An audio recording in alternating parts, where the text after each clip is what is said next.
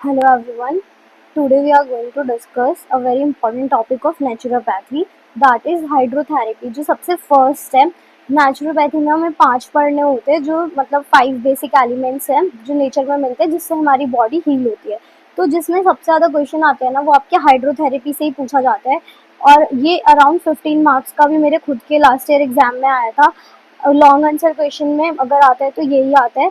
बाकी अभी जैसे पैटर्न चेंज हुआ है, तो जो भी आपका पैटर्न है उसके अकॉर्डिंग भी अगर क्वेश्चन पूछा जाएगा तो वो हाइड्रोथेरेपी से आता ही है, मतलब मोस्टली इसी से पूछते हैं। तो स्टार्ट करते हैं हाइड्रोथेरेपी के बारे में। तो हाइड्रो जो वर्ड होता है दैट मीन्स वाटर, और थेरेपी मीन्स उसको ट्रीट करने के लिए थेरेपेटिक इफेक्ट या प्रोसीजर। ओके, तो ये एक तरीके का इफेक्ट है बॉडी के ऊपर।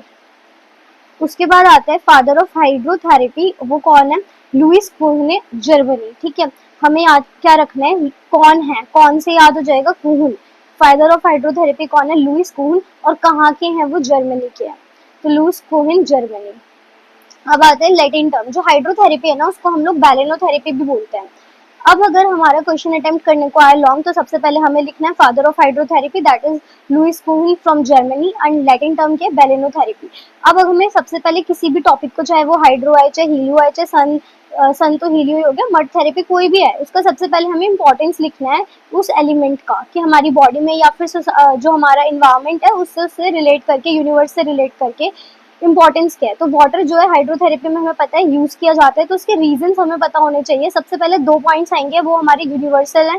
तो क्या है कि जो वाटर है वो यूनिवर्सली हमें इजीली अवेलेबल होता है और साथ में ये चीप होता है। ठीक है, उसके बाद आता है कि ये यूनिवर्सल सॉल्वेंट है, हम तो बचपन से पढ़ते आ रहे हैं, जिसके अंदर बहुत सारी चीजें इजीली सॉलिड को हम डिसॉल्व कर सकते हैं। उसके बाद इसकी मेन प्रॉपर्टीज क्या है? नॉन टॉक्सिक होता है, तभी तो हम इससे नहा पाते हैं, इसे पी पाते हैं, मोस्टली हम अपनी हर चीज में से यूज करते हैं, क्योंकि ये नॉन इरिटेटिंग है, नॉन टॉक्सिक है और बॉडी के लिए बिल्कुल सूदिंग इफेक्ट देता है और इजी टू यूज है। इसलिए हमें वाटर की नेसेसरी रिक्वायरमेंट होती है, क्योंकि ये non toxic, non irritating, soothing और इजी टू यूज है, साथ में ये चीप है, इजीली अवेलेबल है।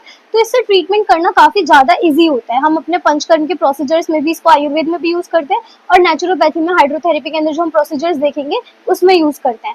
सबसे ज्यादा इंपॉर्टेंट बात यह है कि ये हीट को होल्ड भी करता है, रैपिडली अब्सॉर्ब करते हैं, हीट को होल्ड करते हैं, जिसकी वजह से बहुत ज्यादा बॉडी में जो हमें हॉट वाला इफेक्ट चाहिए होता है या फिर कोल्ड वाला, उसके अकॉर्डिंगली हम इसे यूज करते हैं। उसके बाद ये 3 फॉर्म्स ऑफ मैटर जो हम पढ़ते आ रहे हैं, सॉलिड, लिक्विड, गैसेस, हर फॉर्म में ये अवेलेबल है। तो इसलिए हम स्टीम दे सकते हैं, आइस पैक्स दे सकते हैं, कंप्रेस दे सकते हैं, तो उसके अकॉर्डिंगली हम यूज कर सकते हैं। लोकली भी यूज कर सकते हैं और जनरलाइज तरीके से पूरी बॉडी के ऊपर। इंटरनल यूज भी है इसका और एक्सटर्नल यूज भी है। फिर आते हैं एक्सटर्नल, इंटरनल, लोकली और जनरलाइज, क्या किसी local part of the body या फिर होल बॉडी। स्टार्ट करते हैं with the very basic, that is hydrotherapy. अब हाइड्रोथेरेपी में हम देखते हैं कि होता क्या है। तो हमारे सबसे पहले डिवीजन, ये फ्लो चार्ट बहुत इंपॉर्टेंट है, इसे आप बिल्कुल एज इट इज एग्जाम में ड्रॉ करना अगर इस पे क्वेश्चन आते हैं। तो हाइड्रोथेरेपी की अगर हम बात करें तो 2 पर्पज अभी मैंने बताया वाटर के, that is internal use and next one is external use. तो अगर हम इंटरनल देखें तो हमें पता है इंटरनली हम क्या करते हैं, ड्रिंकिंग के लिए यूज करते हैं। अभी कभी भी कोल्ड होता है या कोविड का टाइम है या कभी भी राइनाइटिस से रिलेटेड नेजल इश्यूज जो है या फिर रेस्पिरेटरी, तो हम क्या करते हैं, स्टीम को इनहेल करते हैं। तो ये भी इंटरनल यूज है। और एनेमा, जिसको हम बस्ती भी बोलते हैं इन आयुर्वेदिक टर्म्स, और बाकी हम ये enema cleaning of body for the detoxification purpose और कॉन्स्टिपेशन, इंडाइजेशन में हम एनेमा देते हैं। फिर एक्सटर्नल यूज क्या है? सबसे इंपॉर्टेंट जो सुबह नहाना होता है, दैट इज बाथ। फिर उसके बाद हम कंप्रेस की फॉर्म में यूज करते हैं, लास्ट वन इज पैक। तो ये इसके इंटरनल और एक्सटर्नल यूज है। बात को भी फर्दर हमने 3 तरीके से यूज करा गया है। जैसे कि अगर हम वाटर के टेम्परेचर की बात करें तो हम टेम्परेचर के अकॉर्डिंग कैसे कर सकते हैं, कोल्ड वाटर यूज कर सकते हैं, हॉट, न्यूट्रल जो बिल्कुल एनवायरमेंट की टेम्परेचर वाला है, या फिर ऑल्टरनेट। उसके बाद आते हैं based on the part of the body. अब हमें होल बॉडी बात कैसे होगी कि हम पूरी की पूरी बॉडी पे इसको यूज कर रहे हैं, और लोकल बात कैसे होगी, कोई एक पार्ट जो अफेक्टेड पार्ट है, लाइक इन्फ्लेम्ड पार्ट है या जिसमें हमें नीड है, उसके अकॉर्डिंगली हम यूज कर रहे हैं। फिर हम 3 तरीके की स्पेसिफिक बात पढ़ेंगे, जैसे कि थैलेसो, वर्लपूल, वो अभी हम नीचे देखेंगे। उसके बाद आते हैं पैक। सेम हमारा कंप्रेस और पैक, पैक और कंप्रेस में ज्यादा डिफरेंस नहीं है। पैक क्या है, 2 तरीके से डिवाइडेड है, होल बॉडी पैक जिसमें हमारी पूरी बॉडी इन्वॉल्व है, या फिर लोकल पैक। अब स्टार्ट करते हैं। जैसे हमने प्रिंसिपल्स ऑफ नेचुरोपैथी पढ़ा था, वैसी प्रिंसिपल्स ऑफ हाइड्रोथेरेपी क्या है। तो सबसे इम्पोर्टेंट, अगर हम वार्म या फिर हॉट वाटर यूज कर रहे हैं तो उससे रिलेटेड क्या बात आती है कि हमें गर्म पानी यूज ही क्यों करना है। सबसे पहला क्वेश्चन ये आता है। तो हमें यूज इसलिए करना है कि वो जो वाटर वार्म होता है या हॉट होता है वो हमें पता है मसल रिलैक्सेंट की तरह वर्क करता है। तो हमारी जितनी भी मसल्स है उसको रिलैक्सेशन मतलब उसको रिलैक्स कर देता है, तो जिसकी वजह से हमारी जो ब्लड वेसल्स है वो डायलेट होंगी, और अगर ब्लड वेसल्स डायलेट होंगी तो ब्लड का सर्कुलेशन क्या हो जाएगा, इंक्रीज हो जाएगा। ठीक है, ये तो बेसिक सी चीज है जो हमें पता है। अब हमें पता होना चाहिए सबसे इम्पोर्टेंट कि जो हॉट वाटर है उसका टेम्परेचर हमें कितना यूज करना होता है। तो हमारा जनरलाइज टेम्परेचर है 36.7 टू 40 डिग्री सेल्सियस तक हम हीट करते हैं, और इसका टाइम पीरियड बहुत इंपॉर्टेंट है कि हमें हॉट वाटर की एप्लीकेशन मैक्सिमम कितने टाइम तक है, तो इसकी 2 मिनट्स तक है। ओके, तो हमें ये पता होना चाहिए। अब कोल्ड वाटर का क्या पर्पज है, कोल्ड वाटर कंट्रास्ट वर्क करेगा, बिल्कुल इसके अपोजिट वर्क करेगा। तो कोल्ड वाटर कोल्ड से सी से कोल्ड, सी से ही कॉन्ट्रैक्शन, वो ब्लड वेसल्स को कॉन्ट्रैक्ट करेगा। अगर कॉन्ट्रैक्ट करेगा तो डीकंजेशन होगा टिश्यूज का, जैसे टिश्यूज प्रेस होंगे डीकंजेशन होगा, तो वो क्या करेगा, जितने भी हमारी बॉडी के अंदर टॉक्सिन्स है, टॉक्सिक एलिमेंट्स है, वो सारे के सारे फ्लश्ड आउट हो जाएंगे। तो इस पर्पज के लिए हम क्या यूज करते हैं, कोल्ड वाटर यूज करते हैं। अब कोल्ड वाटर की जो टाइमिंग है यूजुअली वो हम हाफ मिनट्स ही लेते हैं, और हॉट वाटर की हम कितनी ले रहे हैं, अप्रोक्सीमेटली 2 मिनट्स। और हमारा जो टेम्परेचर है कोल्ड वाटर का that is 12.7 to 18.3 degree Celsius. अब नेक्स्ट बात आती है, पहले हमें क्या करना है, बेसिक प्रिंसिपल्स क्या है। सबसे पहले हमें हॉट वाटर यूज करना है, फिर हमें कोल्ड वाटर का बता दिया। अब अल्टरनेट अगर हॉट और कोल्ड हम यूज कर रहे हैं तो सबसे पहले क्या होगा, हॉट वाटर यूज करना होता है 2 मिनट के अप्रॉक्स, फिर हम करते हैं कोल्ड वाटर यूज। तो हॉट वाटर सबसे पहले जाके क्या करेगा, बॉडी में रिलैक्सेशन ऑफ मसल्स, और कोल्ड वाटर उसके अपोजिट क्या करेगा, डीकंजेशन या फिर कॉन्ट्रैक्शन। अब इसकी वजह से क्या होगा, जो ड्रेनेज है वो इम्प्रूव हो जाएगी, मतलब जितना भी हमारी बॉडी के अंदर टॉक्सिन्स है वो रिमूव होंगे, और साथ साथ में ब्लड सप्लाई इंक्रीज हो जाएगी टिश्यूज की। So this is important. अब आते हैं कोल्ड एप्लीकेशन कब होनी चाहिए, मैंने बताया सबसे पहले हमें हॉट एप्लीकेशन मतलब पहले हॉट वाटर यूज करना है, उसके बाद हमें जाकर कोल्ड वाटर यूज करना है। अब आती है हाइड्रोथेरेपी के 3 मोड्स ऑफ एक्शन। अभी जो हमने देखे बेसिकली वो क्या क्या है। सबसे पहले हमारा रिलैक्सेंट की तरह वर्क करते हैं, तो ब्लड सर्कुलेशन, ब्लड वेसल्स को डायलेट करके उसे इंक्रीज कर रहे हैं, साथ साथ में जितने भी टॉक्सिन्स है वो एक्सक्रीट आउट हो रहे हैं due to the application of the cold water, और साथ में रिफ्लेक्स मैकेनिज्म की तरह भी वर्क करता है, जो भी बॉडी के अंदर स्किन को स्टिमुलेट कर देगा, जिसकी वजह से जो स्पेसिफिक एरिया है जो उससे रिलेटेड है वहां पे एप्लीकेशन होगी वाटर की, तो वहां पे जितने टॉक्सिन्स है वो रिमूव होंगे। तो रिफ्लेक्स मैकेनिज्म क्या होगा, application of water on some area of the skin which will influence और स्टिमुलेट द इंटरनल ऑर्गन्स जो भी उससे रिलेटेड है। अगर मान लो कोई इंटरनल ऑर्गन हम एब्डोमेन में कर रहे हैं तो उससे रिलेटेड जितने भी अंदर ऑर्गन्स है विसरा है उन पे ये जाके इफेक्ट दिखाएगा। अब हम पहुंच गए इंटरनल यूज, हमें 2 तरीके से पढ़ना है इसे। सबसे पहला आ रहा है internal use that is drinking, सबसे बेसिक है। तो हम क्या करते हैं, हम दोनों तरीके से, अगर ठंड लगती है तो हम गर्म करके पानी पीते हैं, और गर्मी में हम थोड़ा ठंडा पानी पीते हैं। तो हॉट वाटर के लिए पर्पस क्या है, लाइक हॉट वाटर हमें किस किस चीज में यूज करते हैं, तो हमें गर्म पानी खुद ही हम कॉमन सेंस यूज कर सकते हैं कि सुबह उठ के बोलते हैं कि गर्म पानी पीना चाहिए। क्यों, क्योंकि वो इंडाइजेशन में हेल्प करता है, कॉन्स्टिपेशन को रिलीव करवाता है, साथ में हमें पता है जब ठंड लगती है रेस्पिरेटरी इन्फेक्शन होते हैं, न्यूमोनिया हो गया, आपका कोल्ड हो गया, जितने भी ब्रोंकियल अस्थमा हो गया, और जब फीवर होता है विंटर्स के अंदर स्पेशली हम क्या पीते हैं, गर्म पानी। फिर आते हैं कोल्ड वाटर। कोल्ड वाटर हमें कब कब पीना चाहिए, अगर हम इसकी बात करें तो हमें पता होना चाहिए कि कोल्ड वाटर का कहाँ कहाँ पे यूज होता है। तो सबसे इंपॉर्टेंट है कोल्ड वाटर ना ब्लीडिंग पर्पस के लिए, जहाँ पे भी हमें पता है ना कोल्ड वाटर स्तंभन डीकंजेशन करेगा, तो हमारे ब्लीडिंग से रिलेटेड जितने भी डिसऑर्डर्स है उसमें हम कोल्ड वाटर का यूज करते हैं। अब आपको पता होना चाहिए कि ब्लीडिंग से रिलेटेड क्या क्या डिसऑर्डर्स है। तो देखो ब्लड से रिलेटेड तो एनीमिया होता है, ये हमें पता ही है, उसमें हम कोल्ड वाटर का यूज करेंगे। फिर दूसरा हमें पता है जॉन्डिस होता है, उसमें हम कोल्ड वाटर का यूज करेंगे। फिर उसके बाद हाइपरटेंशन, तो आपको हज से इसे याद रखना है, HAG, ठीक है। अगर मतलब एग्जाम में याद है तो ब्लीडिंग वाले मैंने मेनली लिए जो ब्लड से रिलेटेड है। उसके बाद आते हैं स्टीम को इनहेलेशन। स्टीम इनहेलेशन कब करते हैं, जितना भी हमारे रेस्पिरेटरी डिसऑर्डर्स है उसमें हम स्टीम इनहेलेशन करते हैं। उसके बाद हम स्टीम इनहेलेशन के रेस्पिरेटरी डिसऑर्डर जैसे कि कफ हो गया, कोल्ड हो गया, साइनसाइटिस हो गया, थ्रोट इन्फेक्शन हो गया, ब्रोंकियल अस्थमा हो गया, इसके अंदर। अब नेक्स्ट आते हैं एनेमा। एनेमा हमें पता है कि कैसे देना होता है। एक पेशेंट को हम लिटाते हैं, उसको लेफ्ट लेटरल पोजीशन के अंदर लिटाते हैं, उसमें 200 से लेके 300 ml तक वाटर हम इंसर्ट करते हैं थ्रू द एनल रीजन। और इसमें क्या होता है, मेनली कोल्ड वाटर हम इंसर्ट करते हैं। जब बहुत ज्यादा क्रॉनिक कॉन्स्टिपेशन होता है या फिर इरिटेटर बावल सिंड्रोम होता है तब हम इसको एनेमा को देते हैं, ठीक है, इतना हमें पता है। उसके बाद नेक्स्ट आता है एक्सटर्नल यूज। अब हमें एक्सटर्नल यूज कहाँ पर कर सकते हैं हम लोग, पहले तो बाथ में। हमें पता है कि पानी 3 तरीके से, हॉट कोल्ड या फिर अल्टरनेट हॉट कोल्ड या फिर न्यूट्रल वाटर। जो नॉर्मली न्यूट्रल वाटर से शाम में आकर घर पे आके जो डेली बाथिंग लेते हैं, दैट इज स्ट्रेस रिलीविंग होता है, एंजाइटी रिमूव करता है बॉडी से, तो हमें ये पता ही है न्यूट्रल वाटर का। हॉट वाटर मैंने अभी आपको बता दिया, स्टमक जीआईटी रिलेटेड जितने डिसऑर्डर्स है, कोल्ड जितने भी ब्लड रिलेटेड है, तो ये याद रहेगा। उसके बाद अल्टरनेट हॉट और कोल्ड की 20 मिनट तक अप्रोक्सीमेटली सिट्स बात ली जाती है in the case of hemorrhoids और वेरिकोज वेन। जब फीट के अंदर वेरिकोज वेन का इन्फ्लेमेशन होता है, तो वहां पे ब्लड सप्लाई को इम्प्रूव करने के लिए हम hot and cold alternatively use करते हैं। अब आते हैं next on the basis of part of the body कि कौन सा स्पेसिफिक पार्ट इन्वॉल्व है। तो बात भी दो तरीके से पार्ट ऑफ द बॉडी, पहले तो टेम्परेचर के अकॉर्डिंग है, आपको याद रखनी है headings, but on the basis of ये क्या था टेम्परेचर, जो हमने फर्स्ट उसमें देख लिया है, ठीक है। अब next is that is on the basis of part of the body. तो सबसे पहला आता है होल बॉडी पार्ट, जिसमें हमारी पूरी बॉडी इंसर्ट करनी है। बस ये मैंने बाथटब बनाने की कोशिश की थी। हेड वाला रीजन हमें बाहर रखना है, पानी लेना है, उसके बाद पूरी बॉडी को जेंटली रब करना है, हेड एक हाइट पे रखना है, और जिसके अंदर मेनली ग्रोइन रीजन हो गया, चेस्ट रीजन हो गया, आर्म्स और लेग्स हो गया, ये सारा पार्ट हमें करना है। फिर इसकी वजह से क्या होता है, जो स्टिमुलेट करता है ये डाइजेस्टिव फायर, मतलब वही गट से रिलेटेड जितना भी है उसके इश्यूज सॉल्व करेगा, साथ में ब्लड सर्कुलेशन को इंक्रीज करेगा। लोकल बात की अगर हम बात करें तो उसमें भी अलग अलग टाइप की है। फुट बाथ जिसमें हम फुट इमर्स करेंगे, आर्म बाथ जिसमें हम आर्म इमर्स करेंगे, सिट्स बाथ जो कि मेनली हम हेमोरॉइड्स फिशर वाले पेशेंट को देते हैं, हिप बाथ हो गए, लास्ट में स्पाइनल बाथ। चलो लोकल बात में अगर हम सबसे पहले देखते हैं, that is foot bath. Foot bath का प्रोसीजर आपको ना हर मतलब इस क्वेश्चन को ऐसे ही अटेम्प्ट करना है, सबसे पहले टाइप्स, फिर उसमें कौन कौन से पार्ट से इन्वॉल्व है, लाइक अगर आपका होल बॉडी पार्ट है तो उससे रिलेटेड जो भी चीजें हैं उसका प्रोसीजर एंड बेनिफिट्स, ये 3 पॉइंट इंक्लूड करने हैं। Procedure, benefits and time duration. Whole body part का कितना है, 5 से 10 मिनट्स। अब अगर हम लोकल बात देखें तो अब सबसे पहला पॉइंट आ रहा है फुट बाथ का।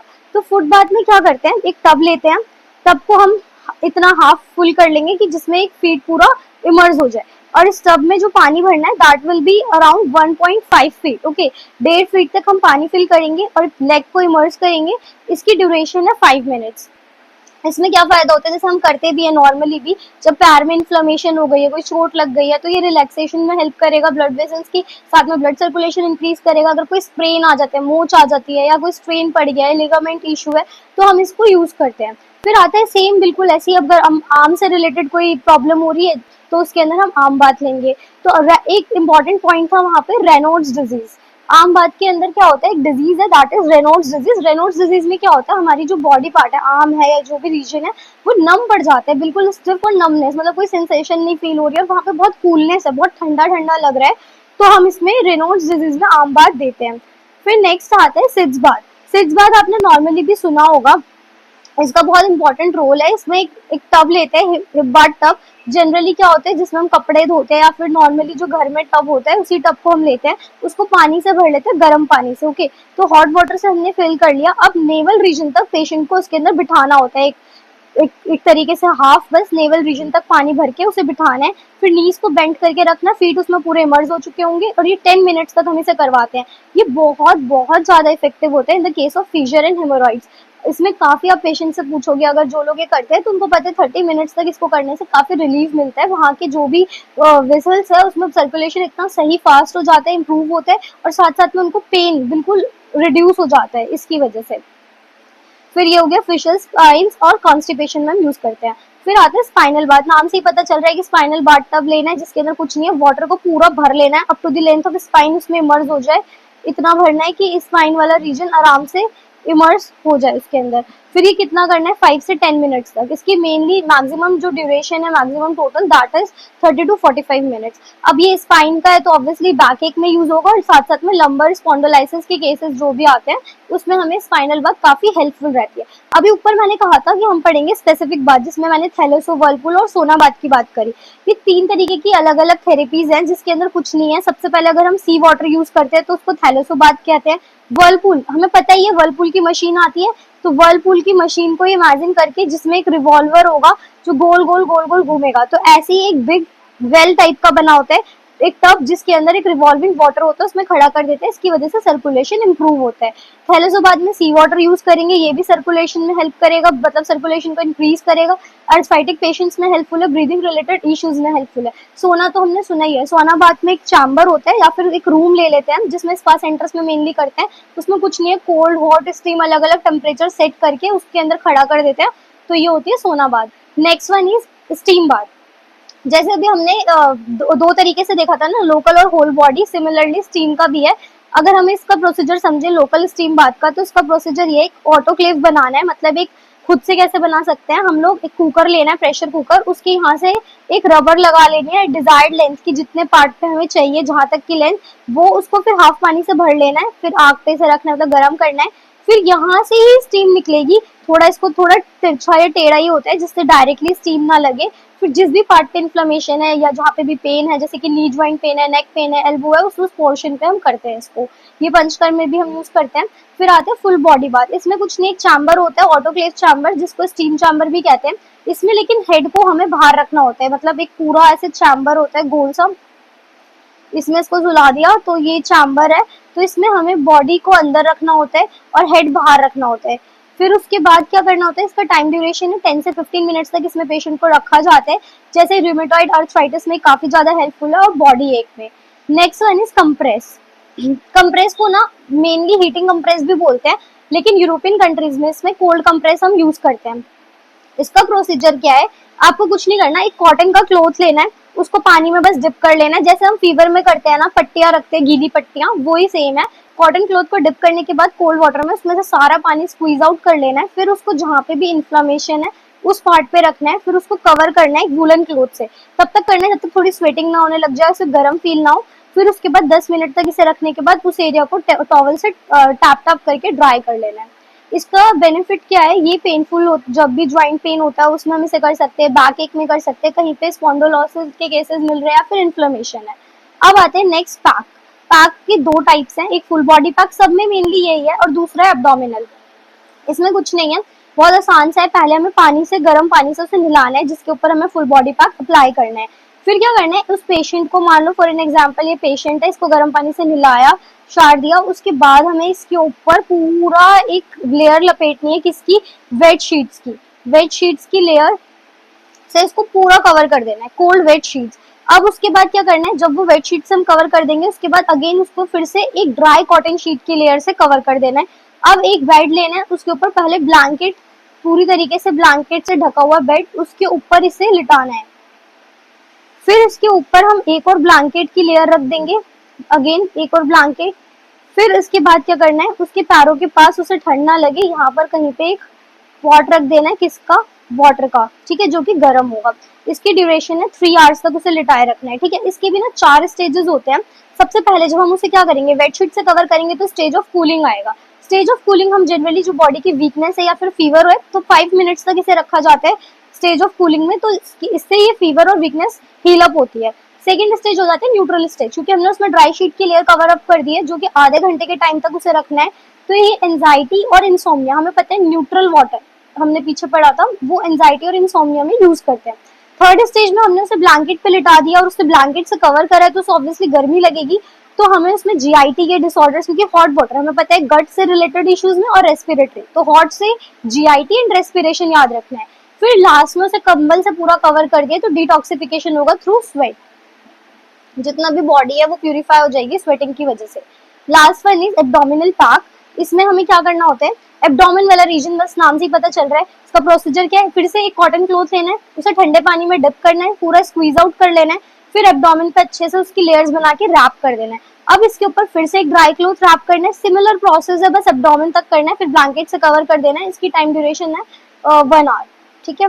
उसके बाद आते हैं एब्डोमिन में, तो एब्डोमिनल रिलेटेड इश्यूज क्या होंगे, indigestion, constipation, gastritis and poor blood circulation.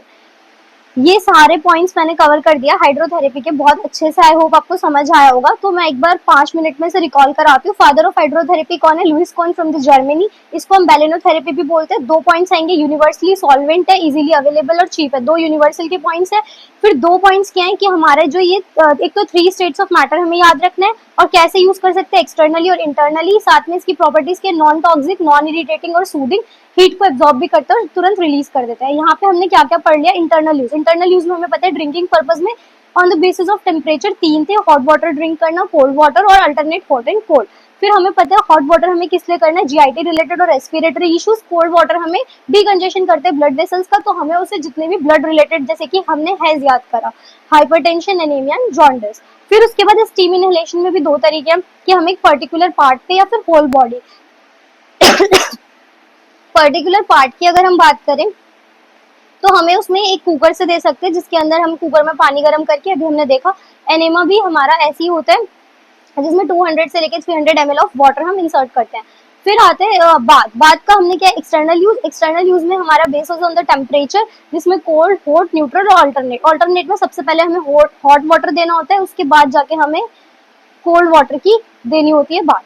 फिर आते हैं बॉडी टेम्परेचर, सिमिलर उसके बाद आते हैं parts of the body, whole body बात और लोकल बात। जिस जिस एरिया में स्पेसिफिक बात दी जाती है वो कौन कौन सा था, स्पेसिफिक बात कौन कौन सी है, थैलेसो।